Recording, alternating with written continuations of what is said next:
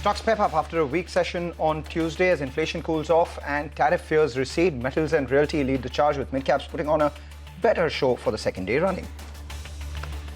Tata Motors delivers a strong performance in Q4, with GLR achieving its aim of turning cash positive, but a cautious outlook on growth given the global uncertainties is a damper.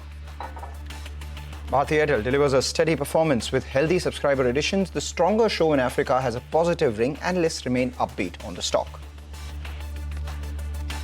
Economists pulled down full-year FY26 CPI estimates to 3.5 to 3.8% after the April consumer inflation came in at six-year low of 3.16%. Consensus expects two more rate cuts from Reserve Bank of India, but MK expects 3 cuts and Kotak sees 4 cuts.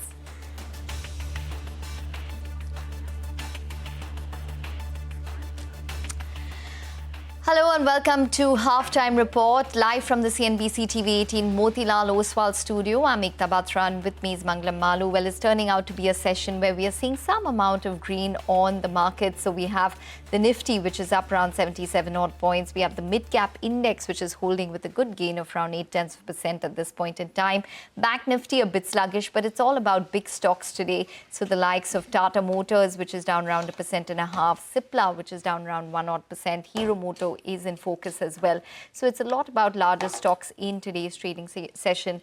But nonetheless, we're waiting by for the WPI data. So that's going to be an important cue to watch out for in terms of the macros. Hi, Mangla. Hi, there is some green, but by and large, there is consolidation. You know, the Nifty was supposed to face supply between 24,750 and 24,800. That's exactly what took place. And what took the market lower today is the Nifty Bank, which is showing signs of underperformance. So where it goes from here will be extremely crucial. 55,000 is an important fulcrum out there itself. HDFC Bank is the one which is lower in today's trading session, as is Kotak Mahindra Bank at the low point of trade. But a couple of broader market stocks are doing extremely well, and this was a second day running. So that tells you that, you know, your portfolios are looking a lot better. 2,000 stocks on the advancing side as against just about 600, which are at the lower end itself. We do have Berger Paints, which has moved to the high point ahead of numbers. Intellect Design Arena continues to do well. In fact, had a good week behind it so far. Third day of the week, the stock is up 16% already. We have NBCC and Titagarh Rail Systems, both of them spiking as well. And why is Berger Paints? Pull up other consumer stocks as well. Godrej Consumer, for instance, has now recovered a lot of its losses, currently at the high point of trade. And we are seeing some traction in the banking pack. An unusual mover is IndusInd Bank. Remember, the stock has seen a big knock.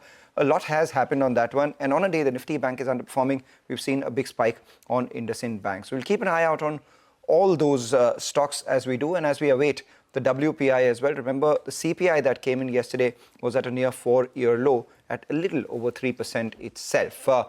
While we do that, while we await the WPI, let's speak about Tata Steel, which is the top gainer on the Nifty today after a brokerage upgrade coming in. Nigel joins in to tell us more. Nigel. Well, Tata Steel is high in today's trading session. And to be fair, in yesterday's interview to CNBC-TV18, the management had made a couple of very, very positive points. So I'll make 3 big headers out here. One is on pricing. They said that current prices here in India are 3,000 rupees higher on a sequential basis. Even in Europe, they have said that the pricing is much higher. So there's an improvement both in Europe as well as India. That's point number 1. Point number 2, on the coking coal consumption cost, they said they're expecting some softness. It could be down by close to $10 on a per ton basis. And point number 3, they gave a guidance on EBITDA. Europe, they said, turns back into the green, which is phenomenal. Good news out there, though UK will continue to struggle, at least initially. But in the next few quarters, they're expecting even the UK business that's been given the big loss, that as well, to turn into the green, which is a positive. Remember, as of now, Netherlands has turned into the green, and that will likely move it, stay in the green. But UK turning around at some part of the year as well is a positive.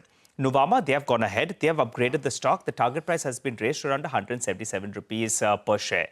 They've increased their EBITDA estimates by around 6% because now they're factoring in higher profits in Europe and also lower fixed costs. They are estimating the EBITDA to go up by around 2,000 rupees on a sequential basis because of higher steel prices, lower cost, and also they are saying that volumes could be a little bit softish, but both these two will offset the lower volumes. And finally, they are building in better numbers coming in from Europe. So put all this together, Tisco is reacting in today's trading session. But to be fair, the commentary from the management itself ahead of their con call here on CNBC-TV18 was extremely positive.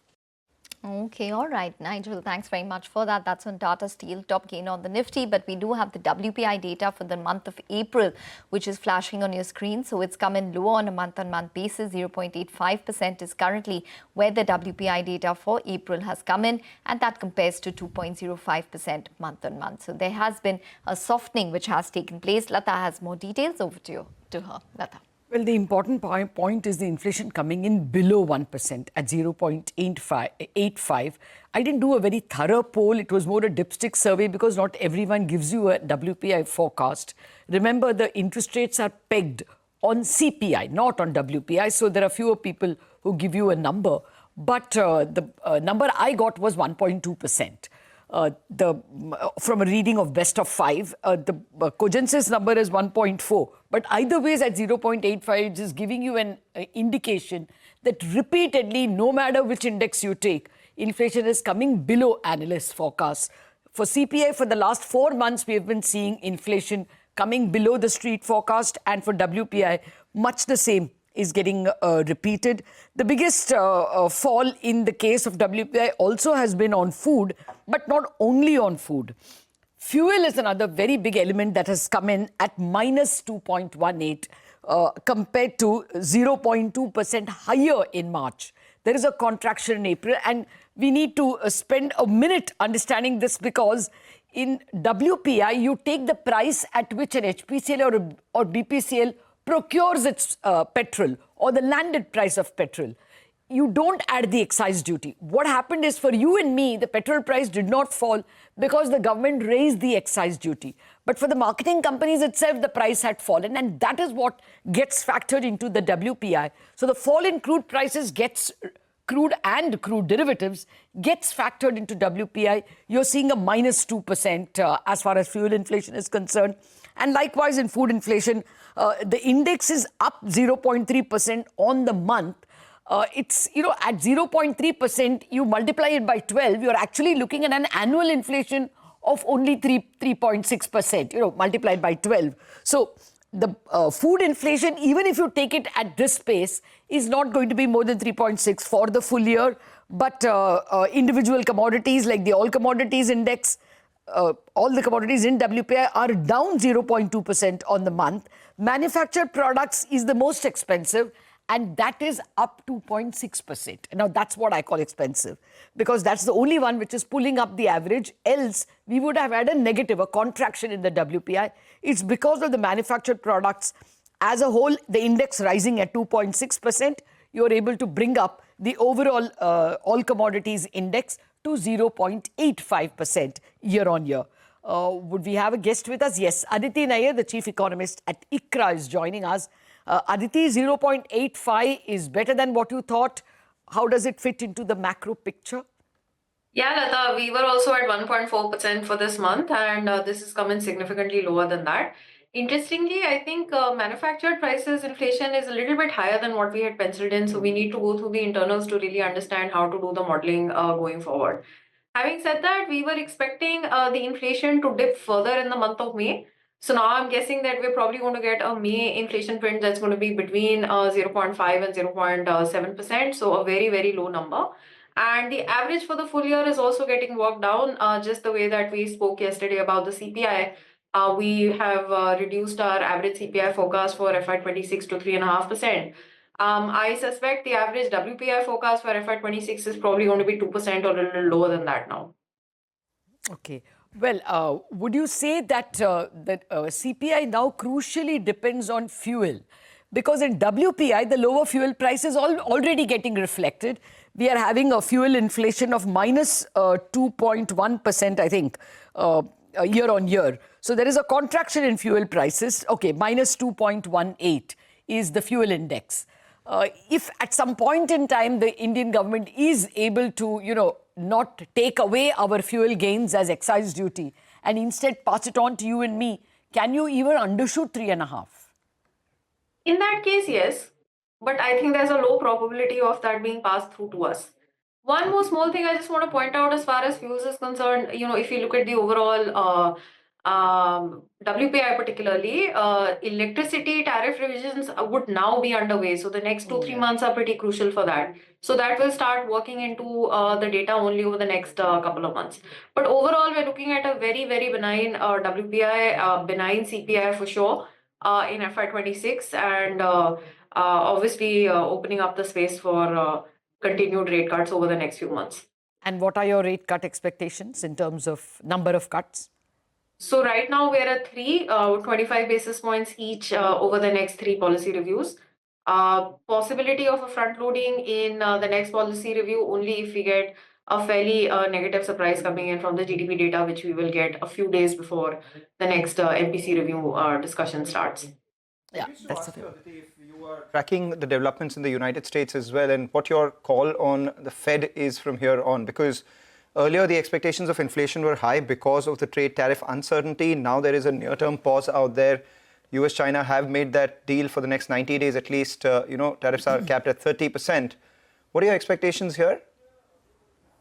As far as the Fed is concerned, with the amount of data and with the amount of uncertainty that's been coming out from the tariff policy point of view, it's been really difficult to kind of take a call which endures for what the Fed is likely to do this year. I think this is going to be a year of some amount of caution. I don't expect the Fed to take very quick calls. I do think that they're going to be in a little bit of wait and watch mode. So maybe 2 rate cuts, slightly back-ended. The reason I asked you was that how much of a bearing would that have on any of the RBI policy decision making? Look, if the CPI inflation in India is going to be below 4%, I think we need to really go with the domestic growth inflation fundamentals. Point taken, Aditi. Actually, we look at interest rate differential only because there is an inflation differential. But when the inflation differential has narrowed so much, I mean, what is the US at 2.3 and we are at 3.1 or 3.15. So the difference is narrowed. So it never before has there been a less than 1 percentage point difference between India and the global inflation. So considering that our inflation is down, the Reserve Bank will be less worried about interest rate differentials. And in any case, actually, we have seen a string of rate cuts all across Asia. Although the Fed has stood pat over the past few meetings, clearly indicating that domestic compulsions will be way more important. If anything, currencies are appreciating. Initially, or hitherto, people didn't want to go against the Fed because you expect a run on the currency. Now you would be very glad if there was a run on the currency. It's appreciating too much. So I think, as Aditi points out, now domestic considerations will far outweigh what the Fed is doing because of political economy itself becoming very domestic thanks to high tariff walls. Aditi Nair, thank you very much for joining us. The key takeaway from the inflation numbers is that once again, it is lower than expected and may accelerate the extent to which even the CPI inflation will fall, provided, of course, there is a cut in pump prices, in fuel prices at the pump. I just want to point out one thing. February inflation has been revised higher, not much. From 2.38, it has been revised higher to 2.45. That's not saying much. Okay, all right, Lata. Thanks very much for that. So that's on the April WPI data. We need to take a short break on that note. But up next, the management of Shakti Pumps India will join in to talk about their Q4 performance. Stay tuned.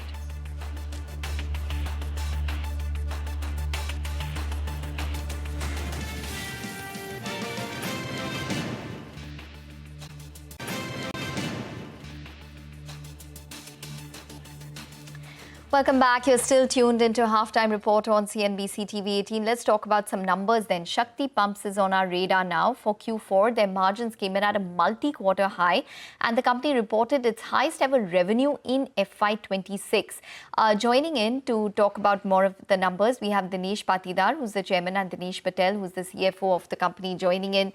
Thank you, gentlemen, for joining in. Mr. Patel, I'm going to start with you, considering that you look into the numbers quite closely. The multi-quarter high that the margins have come in at around 37.12% this quarter. What led to that performance this time? Actually, the overall execution of the Kusum scheme and the export market, both. So altogether, we are getting good orders and good execution. So this led to this revenue growth. All right. If you could give us a sense, Mr. Patel, what are you likely to do next year in terms of revenue, and how much higher can your margins go from here? Because there has been a big jump all the way up to 24%, and export contribution has been coming down. So, what is that likely to settle at? I think Mr. Patidar can. Yeah, Mr. Patidar, go ahead. Okay. Yes, thank you. Actually, domestic cell और solar cell की increase होने के कारण आपको export का cell का percentage कम दिख रहा है, क्योंकि जैसे लास्ट ईयर हमने बिफोर लास्ट ईयर 1300 करोड़ किया था, अभी लास्ट ईयर हमने 2500 करोड़ किया, और अभी हम जो है वो 3000 करोड़ के ऊपर की बात कर रहे हैं कि हम 25 से 30% ग्रोथ करेंगे। तो एक्सपोर्ट में जो स्पीड से जो ग्रोथ हम लोग लास्ट 10 सालों से कर पा रहे हैं वो रिटेन रहेगी अभी भी। लेकिन यस, हम चूंकि सोलर में इंडिया में लीडर है, इसके कारण हमारी सोलर की सेल इंडिया में बढ़ रही है, इसके कारण आपको एक्सपोर्ट का परसेंटेज कम नजर आ रहा है, क्योंकि सोलर में इंडिया में हम लोग लीडर है और सोलर मार्केट में अभी इस टेक्नोलॉजी पे हमने बहुत काम किया है। हमारे पास करीब 28 पेटेंट भी हैं, और हम खुद इंडिया की पहली ऐसी कंपनी है जो खुद अपना सोलर कंट्रोलर और वीएफडीज बनाती है। तो 84% का ग्रोथ पिछले साल हुआ था आपके रेवेन्यू में, एबिटा का ग्रोथ करीब 170% का हुआ था। वो ग्रोथ किस लेवल पर मेंटेन रहेगा अगले साल के लिए? आपके क्या प्रोग्नोसिस है? हाँ, अगले साल जैसे हम मिनिमम हमारा जो टारगेट हमने हमारी टीम को दिया है वो 25 से 30% ग्रोथ दिया है। लेकिन जैसे फिगर की बात करेंगे तो 3000 करोड़ अगर हम देखते हैं कि 3000 करोड़ मिनिमम हम करेंगे, तो उसमें हमारा प्लानिंग है कि हम 24% एबिडा पे उसको वर्कआउट करेंगे। इस तरीके से हमने अपनी कंपनी का, क्योंकि हम लोग पीछे तक हमने काम किया है, जो हमारा सोलर का इन्वर्टर है, सोलर की वीएफडी है, हम मोटर बनाते, खुद ही मोटर बनाते हैं, हम पंप भी बनाते हैं, हमने स्ट्रक्चर की डिजाइन पे बहुत काम किया है, हमने वीएफडी की डिजाइन पे बहुत काम किया है, इसलिए ये EBITDA आप देख पा रहे हैं, क्योंकि शक्ति पंप्स एक R&D कंपनी है। Okay. All right, fair enough. Mr. Patel, then if you could just narrow down on the India opportunity for us, what might the India order book be for you currently? And when you come to, the orders that you're bidding from, within the Indian states, how much would it cumulatively come to, and what is the pipeline looking like? Yeah, so actually currently we have order book of around 1650 crore, and we are expecting more orders from Punjab and MP also, and export order book is also we are expecting for this year around 500 crore. So more or less whatever sir said, we will close around 3000 crore in the next fiscal year. All right. Okay. You've also made an investment in your EV battery business. So I just wanted to understand what are your targets here, and what is the kind of differentiation? आपका product बाकी सबसे different कैसे है, Mr. Patidar? Because हम motor बनाने वाली हमारी company जो है शक्ति पंप्स जो है पिछले 40 सालों से मोटर बना रही है, और मोटर बनाने का जो एक्सपीरियंस हमको है उसी वजह से हमारे टीम ने ये डिसाइड किया था कि हम इलेक्ट्रिकल व्हीकल्स में जाएं, और हमने मोटर्स डेवलप किए। अभी हम कुछ बस मोटर्स को अपनी मोटर सप्लाई कर रहे हैं, वहां हम स्टेब्लिश हो चुके हैं। अभी इंडिया की करीब 10 कंपनियां ऐसी हैं जिनके लिए हम मोटर डिजाइन करके उस स्टेज पे आ चुके हैं कि उनको अब अगले क्वार्टर से हम उनका सेल चालू करेंगे।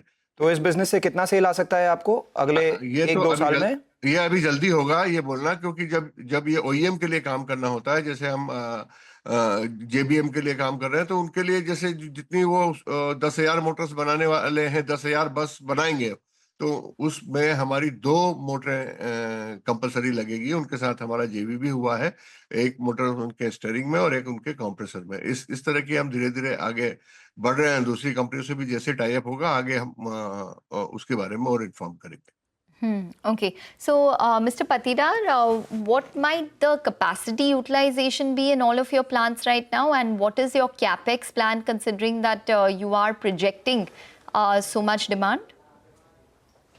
Yes, presently our capacity we are using 60% capacity हम लोग अभी यूज कर रहे हैं, और 100% कैपेसिटी पे इसलिए नहीं जा पाए क्योंकि हमारे पास सोलर सेल की अवेलेबिलिटी नहीं थी। इसीलिए हम एक्सपांशन में अपना एक 2 गीगा का प्लांट हम सोलर पावर के लिए आए हैं कि 2 गीगा हम हमारी खुद की कैप्टिव कंजम्पशन के लिए यूज करेंगे, तो उससे हमको हेल्प भी मिलेगी। और आज की तारीख में जो हिंदुस्तान में डिमांड सप्लाई की वजह से DCR सेल अवेलेबल नहीं है, तो आने वाले समय में हमारी कंपनी की जो कैपेसिटी जो हम बढ़ाने भी जा रहे हैं, और आने वाले समय में उसकी रिक्वायरमेंट भी होगी, और हमारा कैप्टिव कंजम्पशन ही 2 गीगा का आने वाले समय में हो जाएगा। तो उसी लिए हमने उसका इन्वेस्टमेंट का प्लान किया है। Okay. Mr. Patel, let's just shift focus to the balance sheet also. Give us a sense in terms of what the cash on books is right now and the debt on books. And what might the plan be in terms of FY26? So actually, last year we have debtors of around 177 days, and right now we have around 152 days. So we have done a very good job in that part, and our target is to do is or draw down it around 120 days. So our historical trend is also 120 days, and we are targeting the same. All right, you want to plan to cut receivables days to working capital days to 128. That was my next question actually. Your cash flow from operations has come down from over 4,000 crores to a little around 200 crores. What explains this, and is this something structural? Receivable days are increasing so much. Actually, we are in the government. We are in government receivables also and export receivables also. So the things is like that. Earlier it's around 170 days, and we are now getting it's on 152 days. So nearby around 20-25 days we are reducing, and we are reducing day by day. So we are targeting for it. It's come down to 120 days, and the working capital cycle also go down by around 100 days. So that is a historical trend of this company. What about PM Kusum and rooftop solar? What is the business opportunity there, and how much do you expect to get from these businesses? Yes, PM Kusum is our dream project.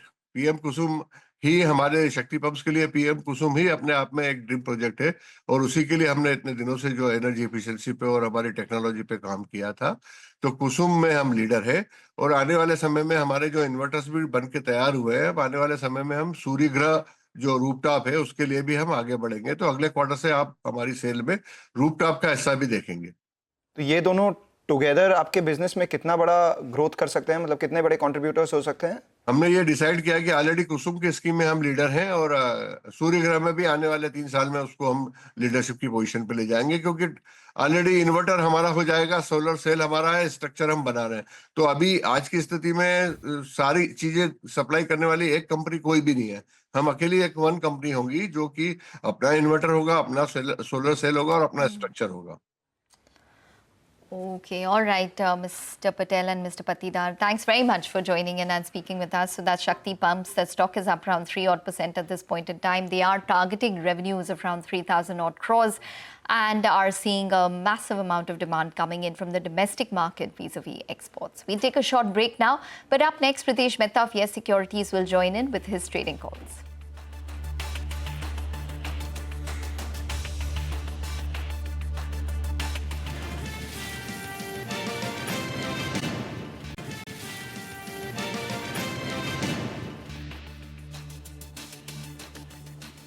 Welcome back. It's a bounce back of thirds that we're seeing in the market. The day before yesterday, we saw a 900-point jump, and then we saw a third of that taken away by a 300-point cut yesterday. But today, a third of that is higher on the Nifty. About 100 points is what we're seeing, 85 points to be precise, with a bunch of stocks doing a lot better. The broader markets in particular doing better for the second day running. So if you look at the market setup at midday, you have the Midcap index doing well.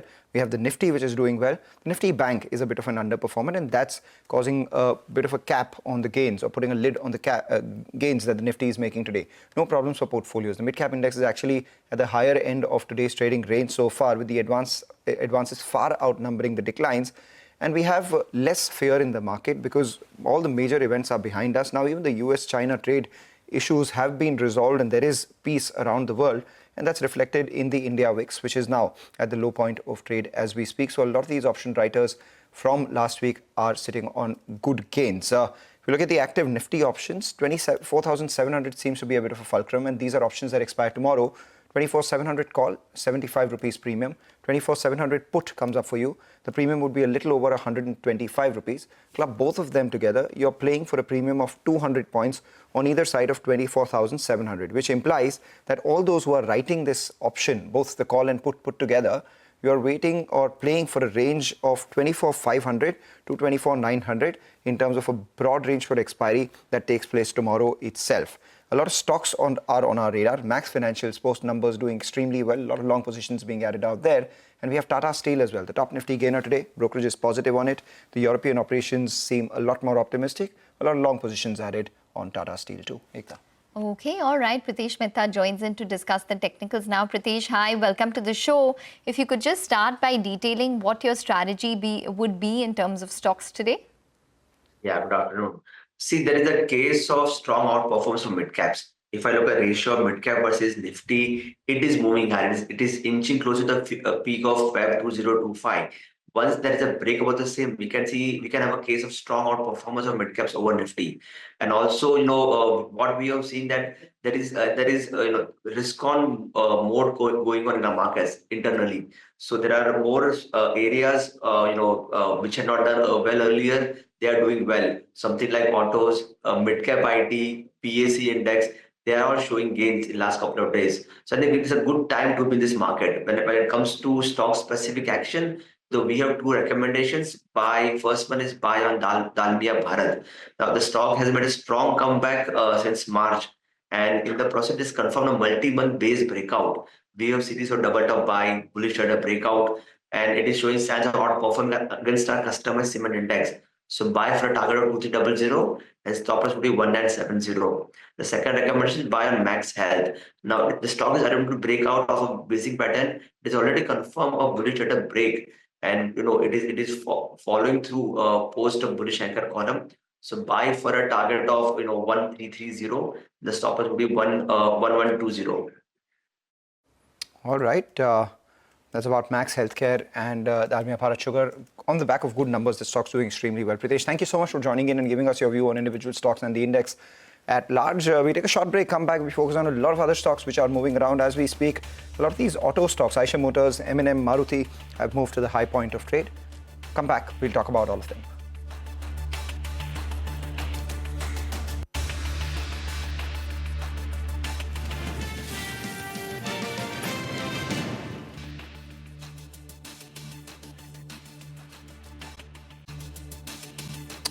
Second day running, pharmaceutical stocks doing well. Divi's Labs and Dr. Reddy is doing extremely well right now. But before going into break, we spoke about some of these auto names. So pull up the intraday chart of Maruti Suzuki at the high point.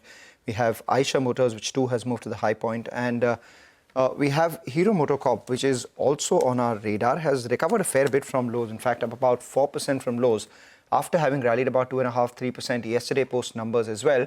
What is it that is powering Hero MotoCorp ahead and perhaps the entire industry right now? Could it be the commentary that has come in from their conference call? Sudarshan joins in. He was listening into the conference call. Sudarshan, what are the key takeaways here? So Hero MotoCorp today held its analyst call after reporting Q4 FY25 earnings, and those earnings were higher than expectations. And now the commentary from the con call is looking largely positive. So first, company has talked about Q4 FY25. His company has said that in the entry-level segment, it has gained market share of more than 600 basis points. And another point it has talked about is the improvement in realization that company has seen both on a sequential and year-on-year basis. So positive part on that front is the improvement has come largely from two-wheeler space. So two-wheeler has contributed 2/3 of the improvement and 1/4 has come from auto parts. Now it has also talked about the retail financing part. If you know that in the Q4 of FY25, majority of the companies were talking about the impact on the retail financing part.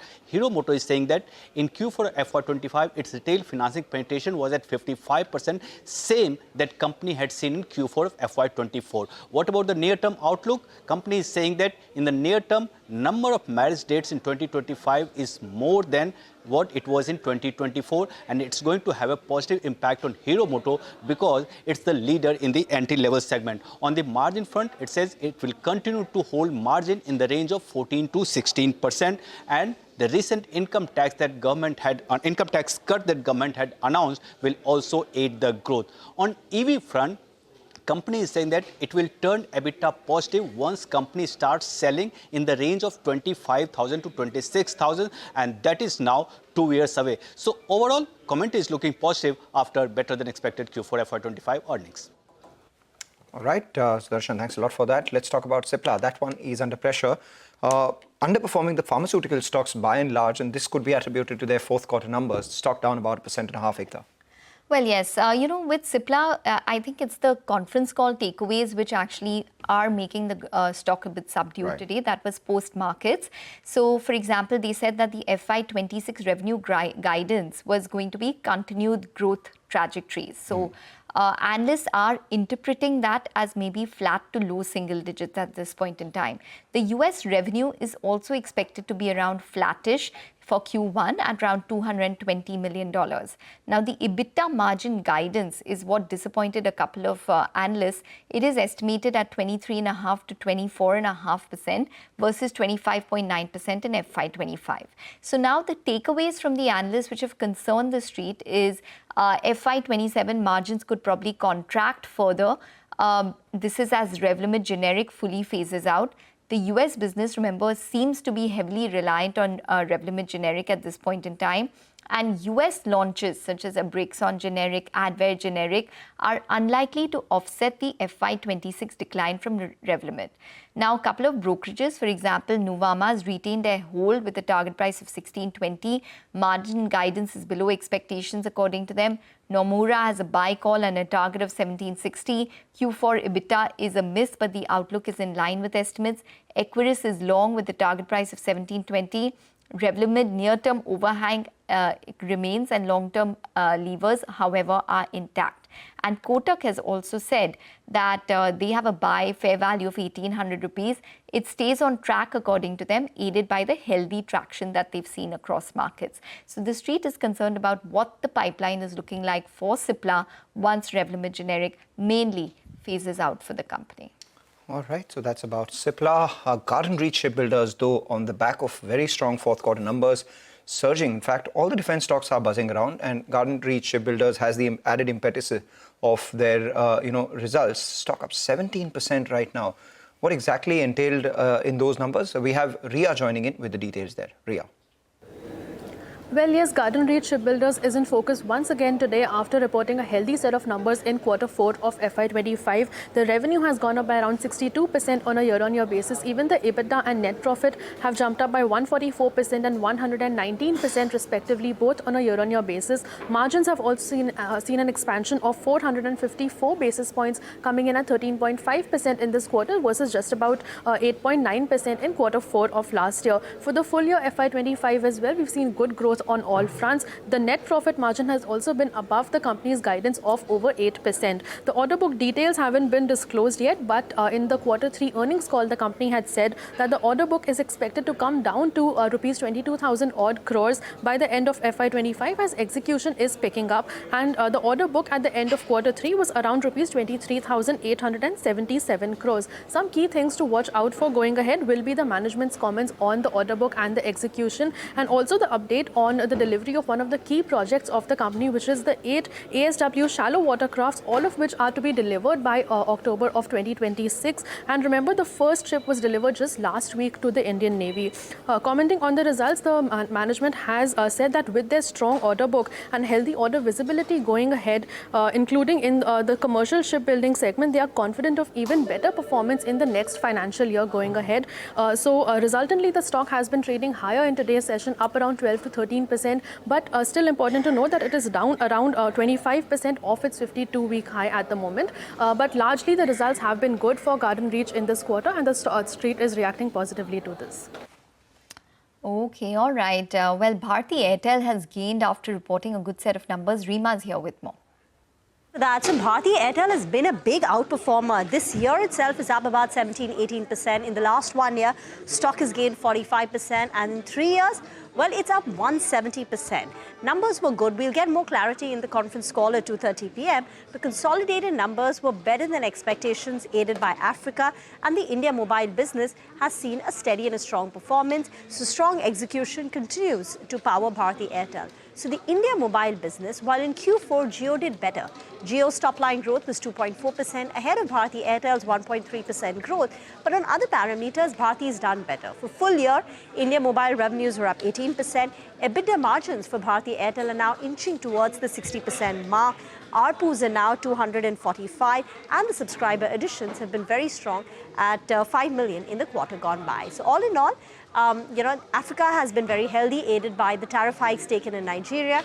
And on India Mobile, the B2C business that we use, that the company continues to execute very well.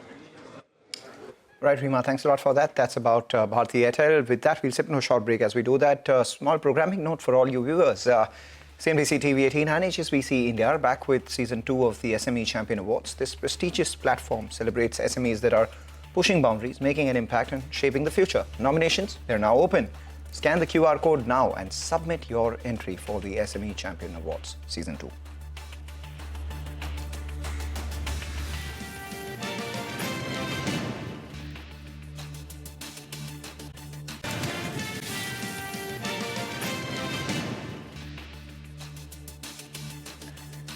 Welcome back. Aditya Birla Capital is in focus at on the back of brokerage news. Nigel is here with more.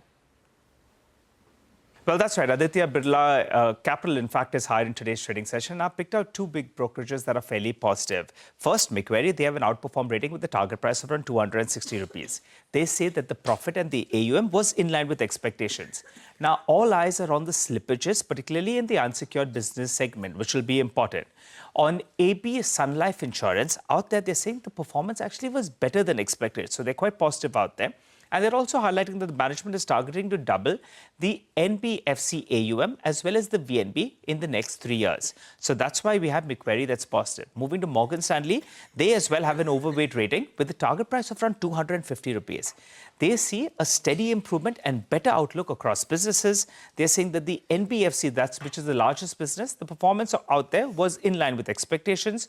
While they also go on to make this point that they are seeing a margin of safety and there is scope for a re-rating as well. Explains why AB Capital as well is doing well, because both the brokerages, Macquarie and Morgan Stanley, are optimistic on the business prospects.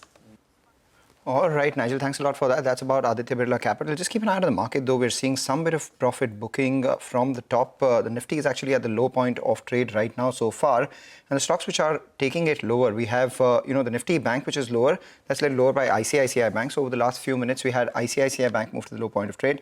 Also seeing HDFC Bank, which is a fair weight on both the Nifty as well as the Nifty Bank, currently trading at the lower end of today's trading range. But the biggest gash in the last 5 minutes or so has come in from the FMCG heavyweights. So pull up, ITC, that is moved lower. Bharat Airtel itself, Rima was telling us good numbers coming in, but the stock has actually declined from the highs after having rallied about 40% in the last 12 months or so anyway.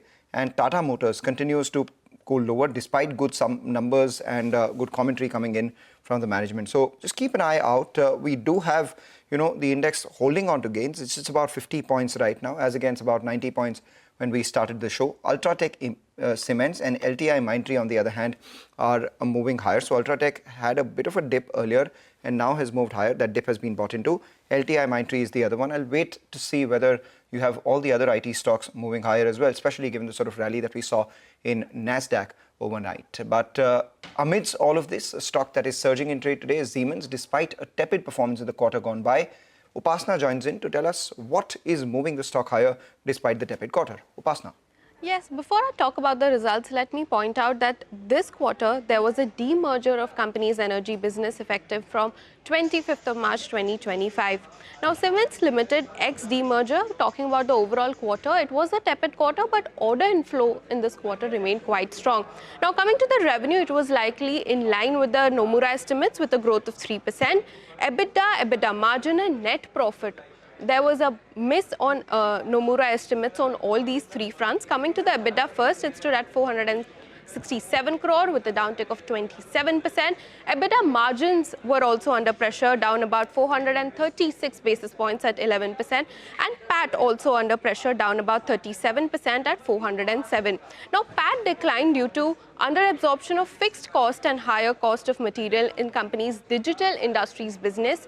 Also, it was impacted by extraordinary gain of 192 crore from the sale of property in Q2 SY24 and also demerger expenses this quarter of nearly about 63 crore. Now, Nomura has a neutral rating on the stock with a target price of 3,200 per share.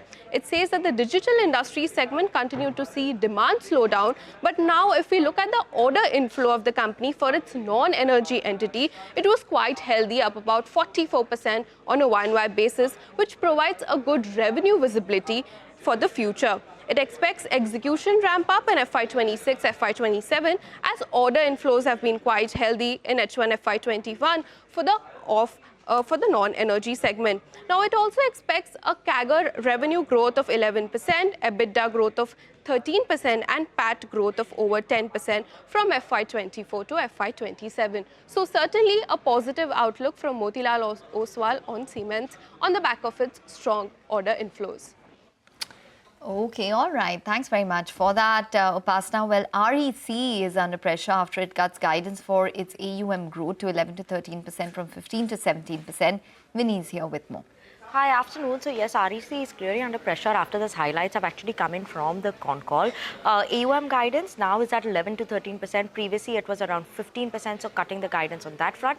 Loan book target, nonetheless, they're keeping it at around 10 lakh crore rupees is what they expect it to be by 2030, targeting almost a 12% annual loan book growth. Now, NIMs also what they're maintaining their guidance, 3.5% to 3.75% in that range. That will continue for FY26 as well.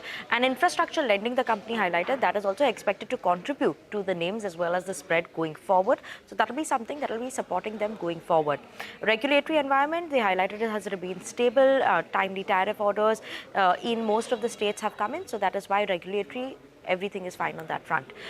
They're targeting a net zero NPA status by FY26, and the generation projects are yielding 10 to 11.5%. That is expected to support the margin sustainability going forward as well. But the cut in the AUM guidance is something that is impacting the stock today. Okay, all right. Thanks very much for that. Well, that's some news on Zydus Life. The US FD has inspected their Ambernath API manufacturing unit and has issued an EIR, which is an establishment inspection report with a no action indicated status for the Ambernath unit. So positive news coming in there. It's more normal course of business. So that is an inspection from the 10th to 14th of Feb, and now they've received an NEI in the EIR. So positive news there. We'll take a break now, but on the other side, Manisha Gupta joins in. She has with her the management of NK Protein. Stay tuned.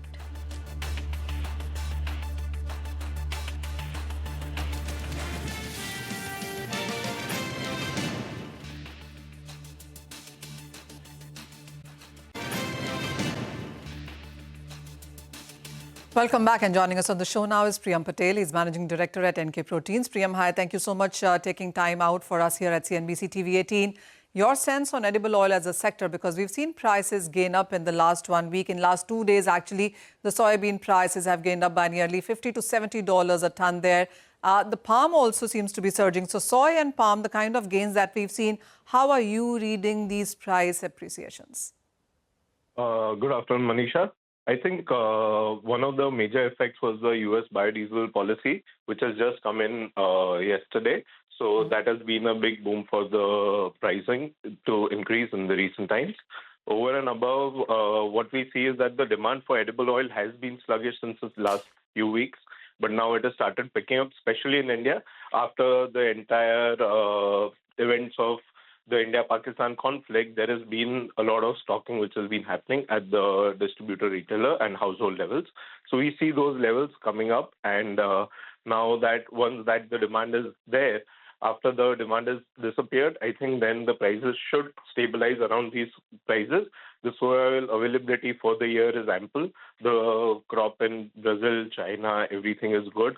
Also, the trade talks between US and China, which have come to a 90-day halt of the tariff going down from 145 to 30%, will be a big boom especially for the soy industry.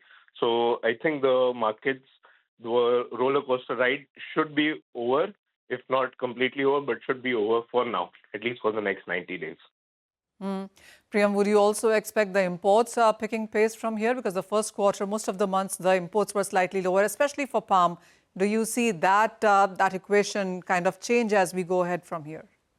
Yes, I think India was self-sustainable in terms of its own oil supplies because of the crops of cotton, rice, soy. But I think now that those crops are starting to disappear, I think we'll see more palm coming in. Palm was much more expensive at that point of time.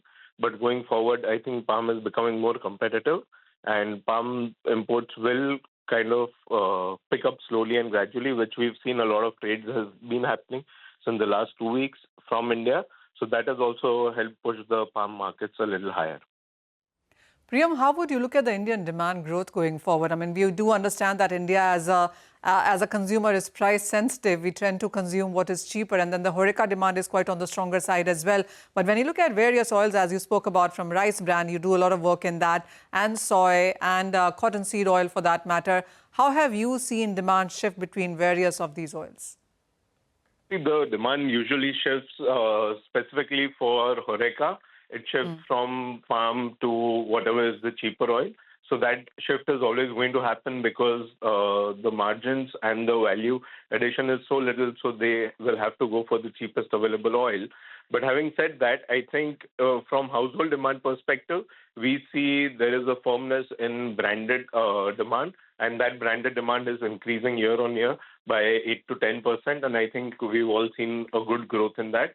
And I don't see that stopping anytime soon, because the household demand, the per capita consumption, all of those factors are going up every year. And this next 2 years also, I don't think there will be a dip in demand, especially from household. And HoReCa demand is again increasing, which will increase the consumption of palm oil or whatever the cheapest oil is, which was rice bran maybe a few months back. Right now, again, palm has come down to that level. Priyam, there also have been reports on how duty-free imports seem to be coming in from Nepal. I mean, that clearly seems to be an issue. What as an industry and how as an industry are you putting that representation with the regulator, with the government? So as a chairman of the Western Zone of SEA, we have been talking to, as SEA as an organization, we've been talking to various government bodies, and we've represented to various government departments on how this is affecting us. There are a lot of strategic calls that the government are also reluctant to take because of the SAFTA agreements, and there are a few other things that are also in place. So we are continuously talking to them. We are trying to explain to them what is the situation, how the industry is getting hit. And I think the government is understanding. They're giving a good ear to whatever we have to say. Even IVPA, one of another organization from edible oil industry, is also representing. So I think seeing all of this, I think there should be some kind of a resolution in the near future. Priyam, also, how do you look at the next season coming in? I mean, as you said, the next couple of years, we are looking at good demand growth continuing from the Indian markets. It's supposed to be a good monsoon as well. And the way edible oil sector seems to be like right now, it's not really heading towards in way of inflation. Do you see the next season as positive? Next year, whatever we are getting data from IMD and all the other sources is that the weather is going to be good. We are going to see a lot more sowing, especially in oilseeds. So the goal of self-independence in oilseeds, especially for India, is dependent very much on the monsoons. And monsoons this year look pretty good. So I don't see a problem for the next, at least this year, the way the monsoons are going to play out. But I think it's too early to say what will happen. I think we'll have a more clearer picture maybe by July, August. Prem, I also want to put in a question on US and India conversations where soybean perhaps can be, could find mention. Is there any representations, any conversations within the industry? No comments on that, please. Okay. Priyam, I'll also want to talk about on what is the kind of play that China perhaps could have on soybean, because after US and China, as you mentioned, we've seen soybean prices surge quite a bit. The ethanol story is something that seems to be picking up in various other countries as well. How much of an impact would that have on soybean prices? I think it will not have a big impact because the way the crude oil is going down, we've seen the price of crude oil go down quite a bit. And also we have an example right in front of our eyes of Indonesia, where the B40 was implemented on paper from 1st of January, but it has not been, the government has not been able to implement because of the difference of the subsidy that they need to provide, and the government buffers do not allow for those kind of values. And even though people would want to go there, but if the crude oil continues to be cheaper, it will be difficult for most of the parts of the world, except for the European Union and the US, to implement a higher biodiesel mandate. So, and the crop, even if we talk about the crop, especially only in Brazil, we've seen the increase of crop from last year, which was 154. This year, we are already seeing 169 million tons. So the size of the crop is also increasing. The additional crop can also go for your biodiesel mandate. But next year also, there is a talk, or there is a prediction of almost 175 million tons. So with the increase in crop, I think there is enough supply available for both food and for fuel. And as you said, the consumption is rising and the prices perhaps may not see too much of a run up there. Priyam Patel, really appreciate your time here at CNBC TV18. So clearly, edible oil is going to be one sector, Ekta, where you wouldn't see inflation concerns at all. Okay, all right, Manisha. Thanks very much for that. Well, for the markets, it's absolutely flat now for the Nifty. Midcap index still holding its head above the water, but nonetheless, there is some amount of deceleration which has taken place and come off the day's low, day's high. We have the Bank Nifty, which is down around 370 points as well. Well, it's a wrap on halftime report, but Business Lunch is going to take all the action forward as well as the dip that we've seen in the market. Stay tuned.